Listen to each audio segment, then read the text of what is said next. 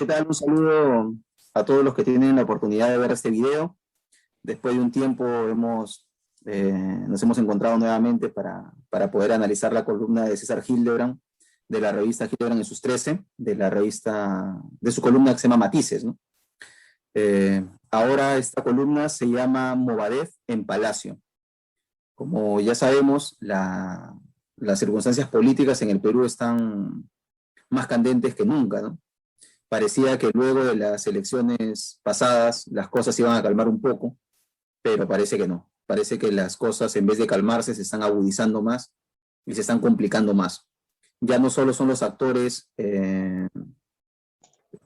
Perú Libre y el Fujimorismo, que eran las dos fuerzas que estaban en combate en las elecciones, y por ahí algunos grupos menores como Renovación Nacional, de ahí estaba también el grupo de Nuevo Perú, por ahí algunos partidos que también ponían una cuota de poder ahí en esta lucha. Ahora ha intervenido un grupo más, un grupo ya conocido por los peruanos, ¿no?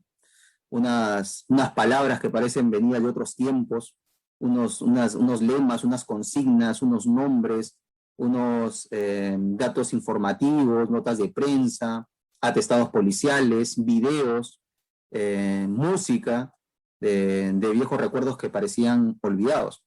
Y a eso nos referimos con los grupos alzados en armas en los años 80, como Sendero Luminoso, el MRTA, los atentados terroristas que hubieron en esos años, la violencia cometida por el Estado también. Todas estas circunstancias han ido agregando cierta dosis de violencia al discurso político actual, de violencia verbal por ahora, y esperemos que solo quede allí, de parte de todos los sectores políticos, desde la derecha, la izquierda. Han venido disparándose estos dardos cargados de odios pretéritos, ¿no? De odios pasados, de ataques al canciller Béjar, por ejemplo, que lo acusaban también de actos terroristas de los años 60, es decir, están sacando ¿no? cuenta de acciones pasadas de todos los que están interviniendo en el gobierno actual. Y ahora le ha tocado al ministro de Trabajo, Maraví, que lo están vinculando a través de dos atestados policiales de los años 80 al partido Sendero Luminoso, a la agrupación Sendero Luminoso. Y por otro lado también la intervención que ha tenido el Movadef, según César Hildebrand, en las decisiones que está tomando el presidente Pedro Castillo. Eso es como dato general de lo que ha tratado esta columna, de estas dos vertientes o de estos dos problemas fundamentales que está atravesando el gobierno de Pedro Castillo, que es la vinculación del ministro de Trabajo, Maraví, con Sendero Luminoso en los años 80 y el Movadef a través de los grupos y asesores en educación del presidente Castillo. Recordemos que el Movadef es esta agrupación que propugna todavía ciertos lemas como la reconciliación nacional, la amnistía general, la libertad de los presos, entre comillas, llamados políticos por ellos, que muchos dicen que es una fachada de Sendero Luminoso. Entonces, todas estas cuestiones se han estado barajando esta semana. Es como que de golpe nos vino una lluvia pasada, ¿no? O sea, de un momento a otro han comenzado a volver estos viejos debates y esas viejas consignas a la palestra política. Una cosa que yo quisiera mencionar también, para darle paso ya a las intervenciones de Javier y de Héctor, es la situación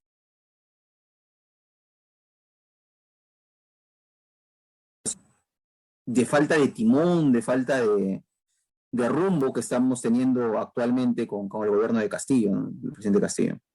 Por un lado, el conflicto entre Béjar y Bellido, que ahora Béjar sale a atacar a Bellido, y Bellido también a responderle a Béjar.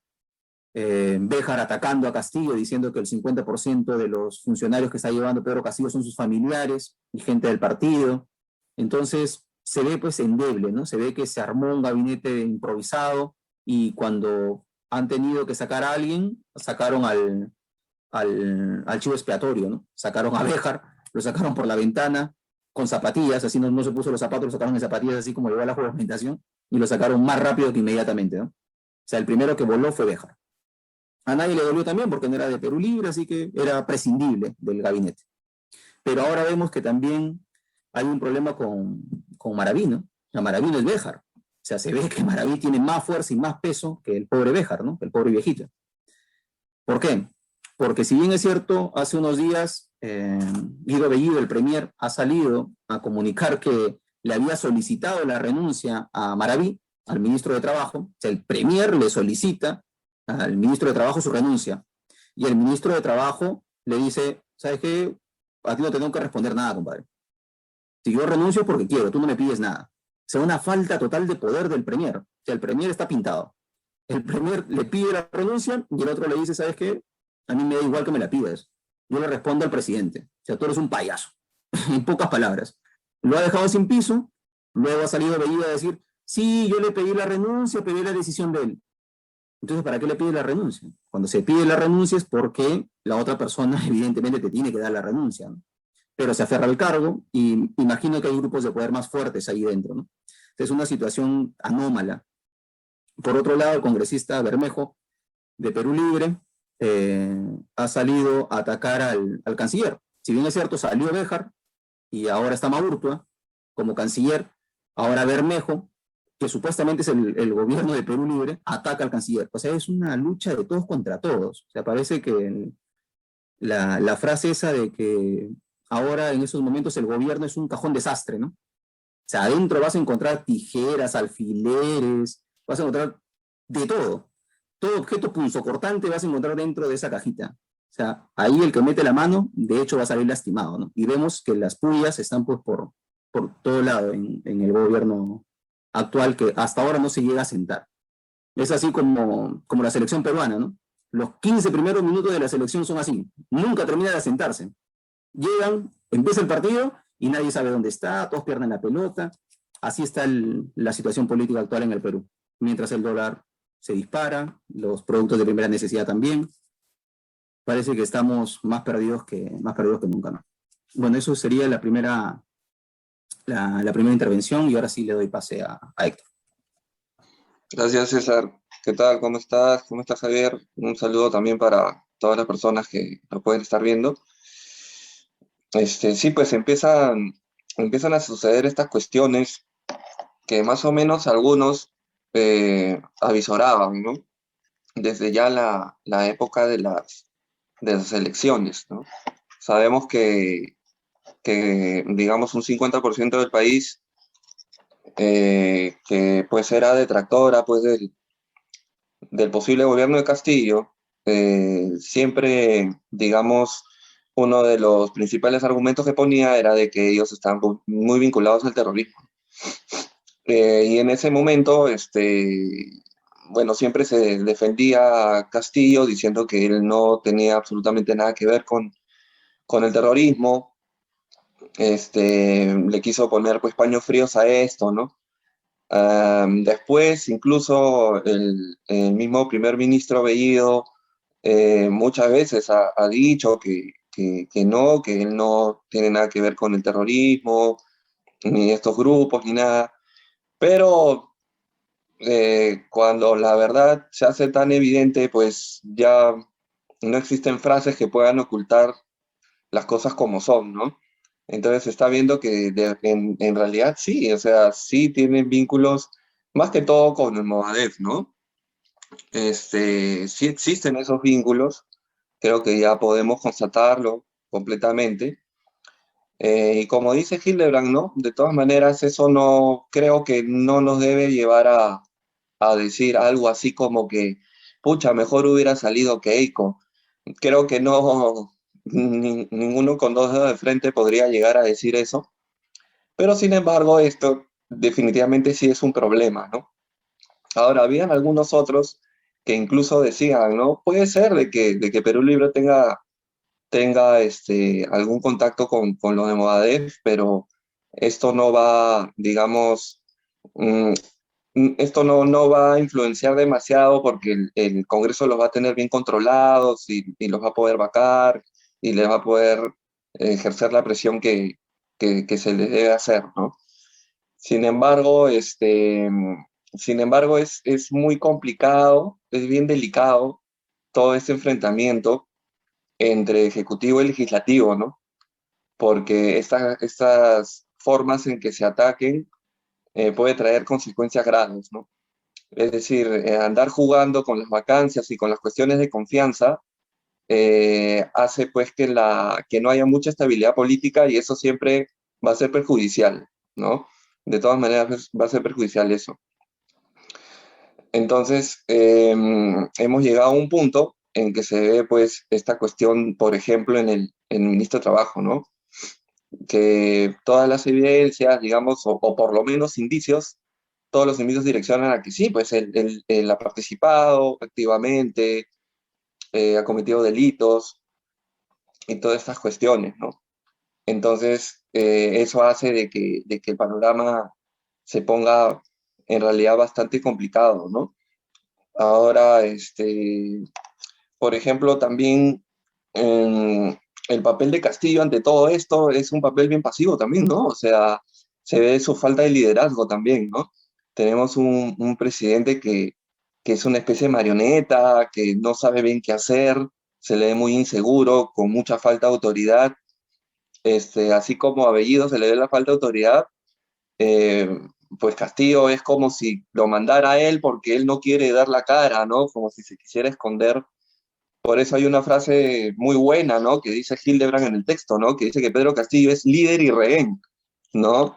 Es al mismo tiempo líder y rehén. Y, y es así lamentablemente, ¿no? Es así lamentablemente. Entonces, estas son las situaciones que lamentablemente se están dando, pero que de todas maneras yo creo que esto no debe llevar a que la situación se desestabilice con vacancias y cuestiones de confianza, ¿no? Creo que ojalá no sucedan este tipo de cosas que llegaría a mucha inestabilidad. Yo creo más bien que si bien es cierto, se debe atacar y se debe denunciar a personas que tengan pasados senderistas, eso creo que está bien, pero por otro lado también me parece que los mismos ministros, lo peor que pueden hacer, por más que tengan un pasado muy oscuro, donde va a venir el Waterloo de ellos es en su propia gestión. O sea, si su propia gestión es mala, es pésima, durante meses, ya eso mismo va a hacer de que ellos vayan cayendo uno a uno, ¿no? Pero sin embargo, evidentemente uno no puede dejar de lado el pasado que tiene y es creo que saludable de todas maneras denunciar ese tipo de cosas. Entonces ya dejaría otras reflexiones para mi siguiente participación y le doy el paso a Javier. Buenas noches con todos. Yo también quería continuar con mis opiniones y coincido bastante con algunas de las cosas que han dicho César y que ha dicho Héctor. Pero quería comenzar diciendo y recordando que hemos enfatizado varias veces que no estamos de acuerdo en todo lo que dice Hildebrand siempre, o que no queremos seguir exactamente lo que él dice, pero muchas veces estamos de acuerdo porque Hildebrand normalmente muestra pruebas, está seguro de lo que dice, sin que sea solamente una opinión, sino se basa en hechos. Y eso es lo que él asevera en su artículo. Aunque más adelante comentaré algunas cosas en las que podrían ponerse en duda esto, ¿no? O podría servir para la discusión. Otra cosa que quería asegurar era el hecho de que existe una tercera posición. Como bien dijo Hildebrand en este artículo, la tercera posición para él era que gane el voto nulo en las elecciones. Es decir, ni estar a favor de uno ni estar a favor de otro. Eso se puede, a pesar de que mucha gente tiene el chip metido en la cabeza que si es que tú dices, no, Castillo no, entonces dices Keiko sí. O al revés, ¿no? Dices, no, yo soy antifujimorista y que Keiko no sea presidenta, también implica que tú apoyas a Castillo, ¿no? Y no es necesariamente así. Según desde mi perspectiva, la izquierda y la derecha son parte de la misma moneda. Y otras veces lo hemos comentado en nuestras discusiones, en algunos temas que hemos hablado relacionados con esto. No necesariamente estamos a favor de uno, o al menos desde mi punto de vista. Y por otro lado, era muy necesario que Keiko no ganara. Esta posición, la de Keiko, no era una derecha moderada, ¿no? Era una derecha intransigente que ya había demostrado en la práctica que sobreviven bajo las miserias y corrompiéndose todo el tiempo, ¿no? Ya está, prácticamente hay pruebas desde distintos fiscales, bueno, el fiscal Domingo Pérez, montón de pruebas de que es una organización criminal. Entonces, de ninguna manera podía ganar. Pero también esto no quita de que el gobierno que tenemos también no era lo ideal, ¿no? Desde un principio nosotros decíamos que había un montón de falencias, un montón de cosas medias raras, sospechosas, que se han ido probando en todo este tiempo. Entonces, no podríamos decir que sí, los de la derecha tenían razón, porque para ellos no solamente es estar en contra de Castillo, para ellos todo aquel que critica es comunista. Entonces, eso definitivamente no se puede aceptar porque no es real. Hay una tercera posición, ¿no? Incluso más, o sea, más de una tercera, quizás una cuarta, una quinta. Y no una opinión, sino quizás una posición que se pliega más a la realidad, que no necesariamente uno es mejor que otro, ¿no? Los dos son tan desastrosos como lo que estamos viviendo y como lo que hemos vivido ya en los 90, con Fujimori. Pero yo quería también dejar en claro que hay algunas cosas que se deben de entender. El problema es más complejo que blanco y negro o izquierda-derecha. ¿Por qué? ¿Y a qué me refiero? Es que el fenómeno que sucedió en los 80, el fenómeno del terrorismo, fue un terrorismo, pero de ambas partes, del gobierno y de un grupo llamado Sendero Luminoso. No solamente se debería llamar terroristas a los que formaron parte de Sendero Luminoso, sino también se les debería llamar terroristas a los que formaron parte del gobierno y a los que asesinaron un montón de gente inocente. Pero sin embargo no es así. Entender también que los 80, esta época, era una época muy difícil, de acumulación, de rabia, de no saber qué hacer. Hay un montón de gente que ha estado en la miseria desde generaciones atrás. Entonces, entendiendo esto, podemos ver que dentro de Sendero Luminoso habían campesinos, habían estudiantes, habían profesores. Era gente que estaba harta y que optó por un camino equivocado, demasiado equivocado, porque esto implicaba matar otra gente. Definitivamente eso no se puede aceptar, pero se puede entender quiénes eran, qué querían, qué quieren ahora incluso. Hay un montón de gente que sin entender qué quieren ahora, ya se olvidan del problema, ¿no? Por ejemplo, Sendero Luminoso ha tenido una trayectoria y como bien explicó César, firmó el Tratado de Paz y hoy están por una vía legal. Entonces es un poco ideal, ¿no? No sé, por no poner un adjetivo muy, muy brusco, pensar que desde el gobierno van a comenzar a matar gente o van a comenzar a poner bombas. Si ya están en el gobierno y quieren quedarse. Esto sería posible si es que se llega a una dictadura, pero todo el tiempo la gente tiene que estar luchando, tenemos que estar organizados, ¿no? Y para eso nos debe servir esto, para darnos cuenta que ni izquierda ni derecha son la solución. La solución debería de venir de la gente misma, ¿no? De que la gente exija lo que realmente es justo, ¿no? Entonces, esta es mi primera intervención. A ver, más adelante comentaré algunas otras cosas.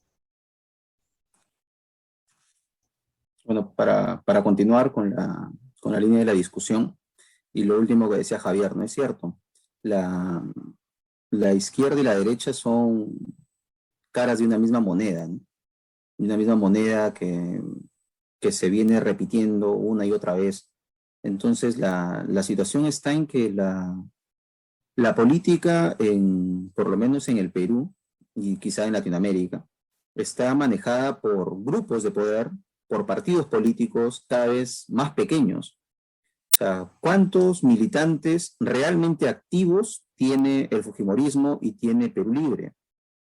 Llegarán a 5.000 a nivel nacional de militantes activos y conscientes de su ideario, algo así como el APRA, cuando tenía miles y miles y miles de militantes a nivel nacional comprometidos con los 5 puntos de la APRA, comprometidos con el ideario de Valle de la Torre. Sabemos que los partidos políticos ya no son partidos políticos de masa, son partidos políticos diminutos con intereses fuertes, económicamente hablando. Entonces, los que ponen la música son unos pequeños grupos a nivel nacional. Grupos económicos, grupos políticos, que ponen la música para que todos bailemos. Entonces nos damos cuenta de que la senda política la determinan ellos. Y solo cuando las cosas se agudizan se ve realmente los actos de masa, como lo que pasó con Merino, por ejemplo, ¿no? El gran movimiento contra Merino, los grandes movimientos contra la ley Pulpín. O sea, este tipo de actos de masa gigantescos solo se ven allí, pero no hay organización. O sea, no existe una organización desde las bases. Existe la organización desde pequeños grupitos, desde sus intereses, de cómo ven los intereses que ellos tienen, como lo que estamos viendo ahora en Perú Libre, por ejemplo. Otro punto que quería mencionar es lo que Javier hablaba de los años 80 y de Sendero. Se viene repitiendo desde la derecha y desde la izquierda un error lógico, pero gravísimo, que lo repite.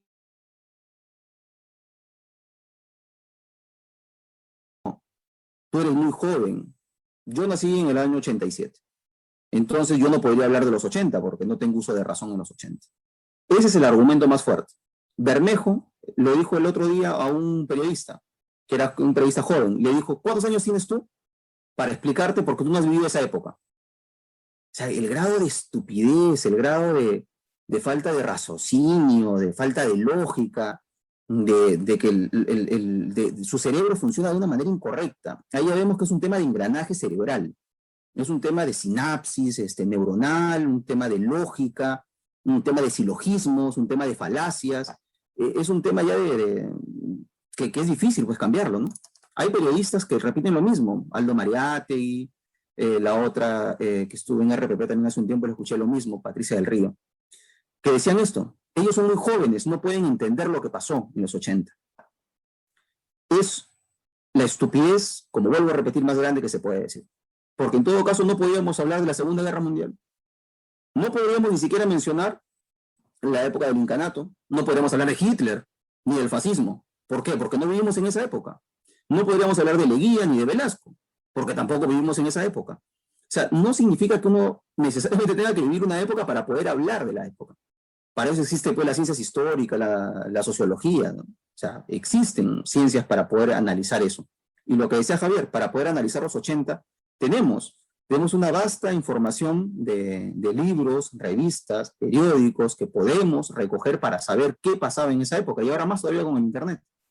Entonces sí podemos hablar de la época de los 80, sí podemos hablar de las matanzas que cometieron, por un lado, Sendero Luminoso, y las matanzas que también cometió el Estado, las matanzas de Putis, lo que pasó en Cabitos, en el cuartel de los militares, lo que pasó en Lucanamarca, con los actos de Sendero Luminoso, la matanza en la selva que cometían los del MRTA.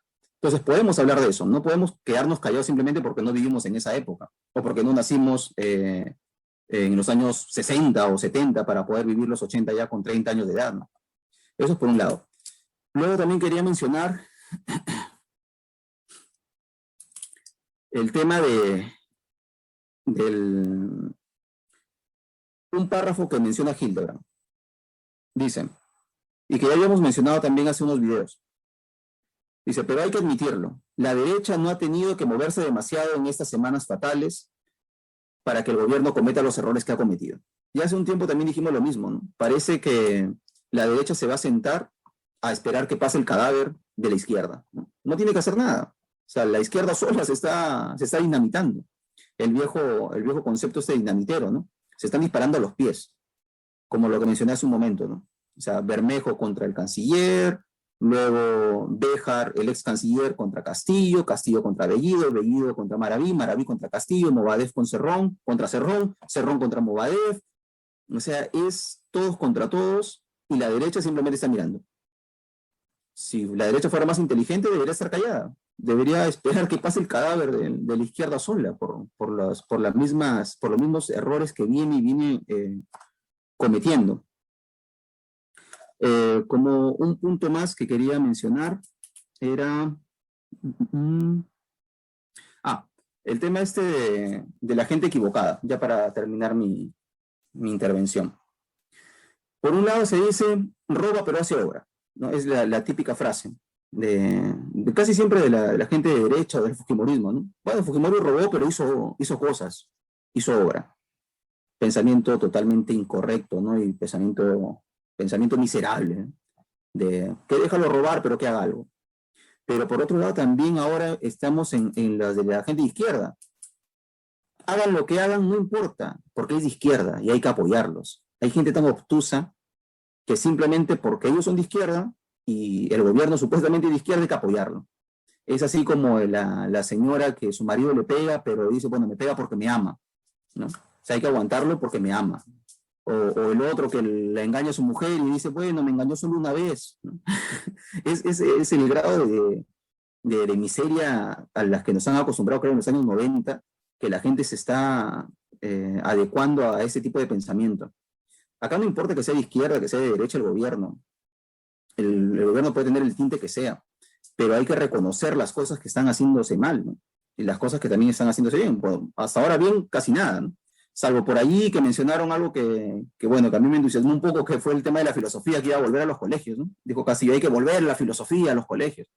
Bueno, por una deformación profesional, quisiera pues que vuelva la filosofía a los colegios, pero más allá de palabras, no hay nada positivo hasta ahora que se pueda resaltar del gobierno actual.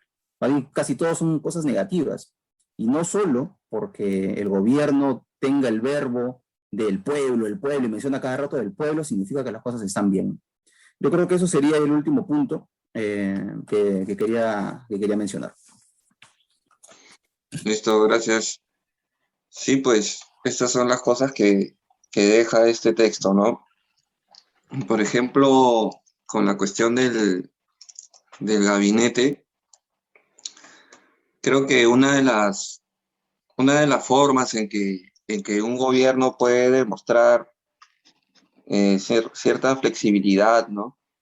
Y cierta transparencia es intentar contar con un gabinete que no necesariamente pues sea del mismo partido que el del gobierno, ¿no? Por ejemplo, si no me equivoco, Mujica hizo algo así en Uruguay, ¿no? Puso, puso ministros que no necesariamente eran de Frente Amplio, ¿no? Que era su partido, ¿no? Entonces, hasta incluso creo que puso ministros de derecha, me parece. Entonces, digamos de que, bueno, aquí va a ser un poco complicado.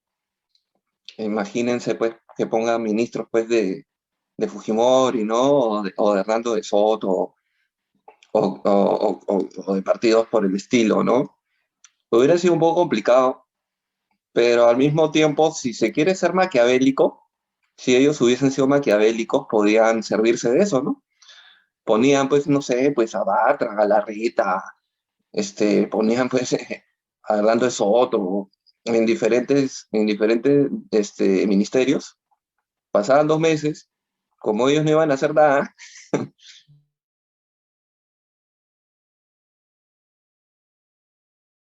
ante la opinión pública, van a quedar mal, pues, esos ministros, ¿no? Este, si hubieran querido ser maquiavélicos, lo hubieran hecho, ¿no? Pero bueno, supongo que no es tan fácil tampoco, ¿no? No hubiese sido tan fácil hacer eso. Pero sin embargo, sí llegaron a hacerlo con Aníbal Torres y Pedro Franque, ¿no?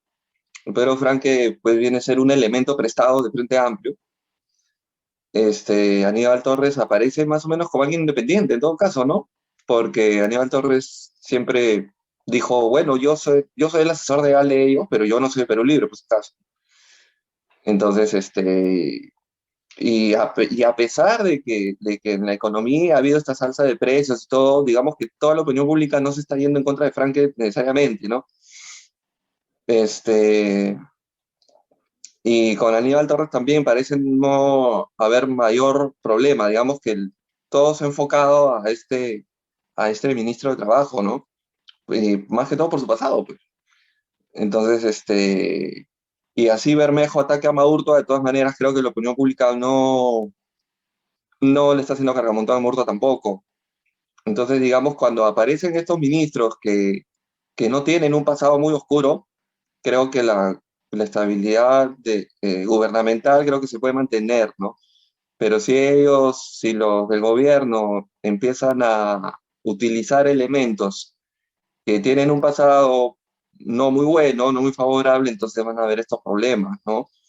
Entonces tal vez hubiese sido una buena opción de ellos encontrar elementos, digamos, más independientes, ¿no? Como estos tres casos, ¿no? De Maurto, Franque y Aníbal Torres, ¿no? Cuestiones así parecidas, ¿no? Tal vez sería mejor, ¿no? Y bueno, sí estoy de acuerdo con César, ¿no? Cuando está comentando esta cuestión de la falacia esa de Bermejo, ¿no? De que tú no viviste esa época, algo así. Sí, o sea, se puede atacar de varias formas, ¿no? O sea, claro, una de ellas es la que comentaba César, entonces pues la ciencia histórica y los profesores de historia no existirían. También, y también, por ejemplo, no necesariamente el hecho de que uno viva una época quiere decir que le entienda en toda su complejidad, ¿no? O sea, digamos que uno debe tener cierta sensibilidad para darse cuenta de las cuestiones políticas que pasan en su momento.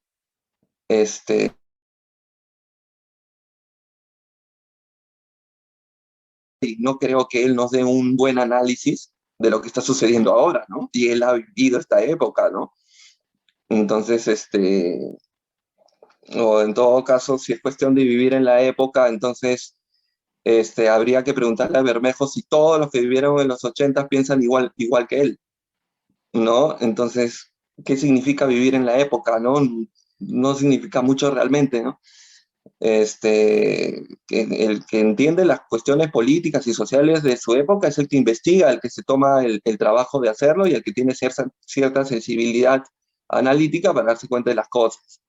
Y aparte, ahora tenemos más contacto con información que antes. A lo mejor antes podía ser engañado, hace 40 años podía ser engañado por la prensa, engañado por muchas cosas, pero ahora es un poco más difícil, ¿no? Porque tienes más acceso a más información. Entonces, incluso los jóvenes de ahora, de la época de nosotros, que hemos nacido en los 80, posiblemente tengamos un panorama histórico mucho más enriquecido que alguien que en los 80 tenía cierta edad. Tal vez tenemos nosotros incluso más herramientas.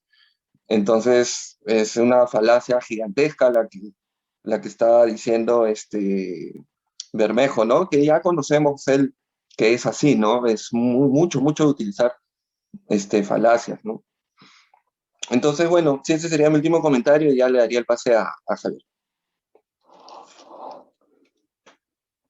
Sí, bueno, yo también estoy de acuerdo con muchas de las posiciones que ha dicho Héctor y César, y quería comenzar diciendo y remarcando el hecho de que la izquierda y la derecha que tenemos en Perú, y creo que en otras partes del mundo, pero específicamente en Perú, son el tipo de izquierdas y derecha intransigentes. Son este tipo de izquierdas y derechas que son brutas, ¿no? Que no se organizan, que quieren solamente poner su interés de frente, adelante y no darse cuenta que quienes están debajo de ellos son quienes hacen todo, ¿no? Quienes votan, de quienes dependen, quienes en realidad necesitan que las cosas estén mejores, ¿no? Entonces, deberíamos repudiar en realidad los dos grupos, a quienes estuvieron detrás de quienes mandaban a matar gente, hablando de los militares, pero también quienes fueron y organizaron este grupo, ¿no? Llamado Sendero Luminoso, que mató mucha gente, ¿no?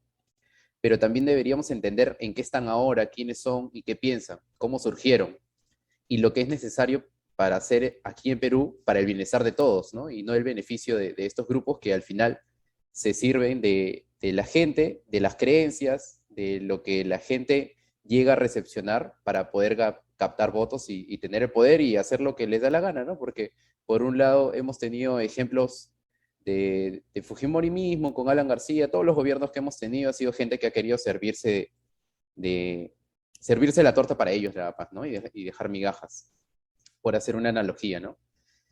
Pero entender la historia también nos puede llevar más allá, y entender que esta palabra comunismo, que hoy es sinónimo de dictadura, en realidad surgió como otra cosa. Era una esperanza de mucha gente que quería una sociedad distinta. Sin embargo, llegó la izquierda, llegaron grupos radicales que agarraron esta idea, se la apropiaron llegaron al gobierno y se sirvieron de eso, ¿no? Por otro lado, también sacaron ventaja a aquellos que quieren eliminar todo pensamiento crítico, ¿no? La derecha. Entendiendo la historia, vamos a poder darnos cuenta que esta gente siempre ha dicho, ah, bueno, estos llegaron al poder, mataron gente, entonces todos son así. Cualquiera que piense distinto es así, es terrorista, es comunista. Las cosas no son así, ¿no? Las cosas no funcionan así. Hay una historia, por ejemplo, hubieron personas llamadas como Babiuf, o gente que se organizó y se llamaba la Liga de la Justicia. Por más que nos suena a cómic, hubo gente que se hizo llamar la Liga de la Justicia para reclamar sus derechos, para reclamar por una sociedad más justa, que no tenía que ver con la izquierda y la derecha, ¿no?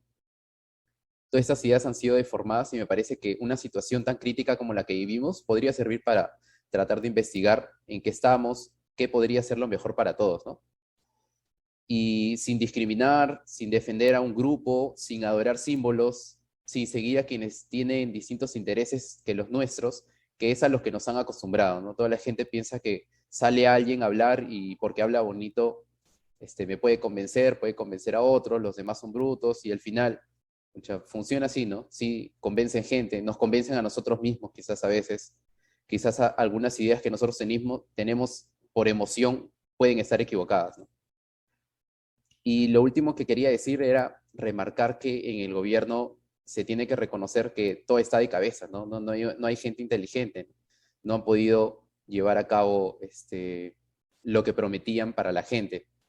A pesar de que también se debe reconocer que hay personajes que sí podrían cambiar las cosas o podrían manejarla de cierta manera, como mencionaba Héctor, de Pedro Frank o Aníbal Torres, o por ejemplo el ministro de Educación o el de Salud, que me parece que están haciendo relativamente buen trabajo, aunque no se puede notar por todo lo que está pasando, ¿no? Esto no se puede hacer evidente, ni ellos pueden seguir avanzando por la misma ineptitud del mismo gobierno, del mismo presidente que no dice nada. Y por el otro lado, de los obstruccionistas, de los congresistas que también siguen haciendo su fiesta ahí dentro, ¿no? Siguen poniendo a gente que no le importa la salud, pero no le importa la educación, pero están en comisiones que tienen que ver con educación, ¿no?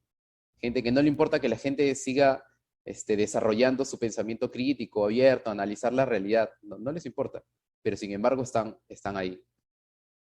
Las mafias siguen ahí en el gobierno y lo único que nos queda, como dice Hildebrand, por un lado es alertar a la gente, pero yo le podría agregar, estar alertas no solamente detrás de una pantalla, ¿no? Sino tratar de buscar otra gente para hablar de eso, para organizarnos, para salir a las calles y reclamar lo que es justo, ¿no? Al final, ese es lo único que nos queda y nosotros ya lo hemos repetido en otras reuniones. Desde mi punto de vista, es lo que queda, ¿no? Por un lado, también poner en duda muchas cosas, ¿no?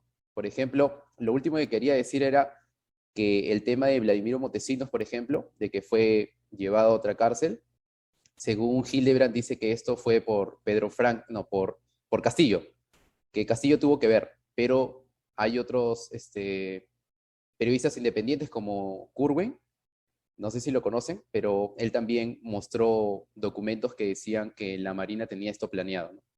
Entonces la idea no es creerle a nadie, ¿no? Sino dudar y ver la realidad nada más, ¿no? Para ver qué es lo mejor para todos, al final, eso es lo que queda.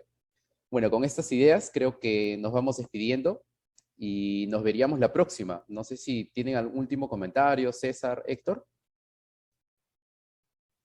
Bueno, entonces nos despedimos y nos vemos la próxima para poder seguir comentando lo que pase, ¿no? De lo que escriba Hildebrand o quizás algún libro que vamos a seguir leyendo. Entonces, déjenos un like, síganos, compartan nuestros videos y nos vemos la próxima.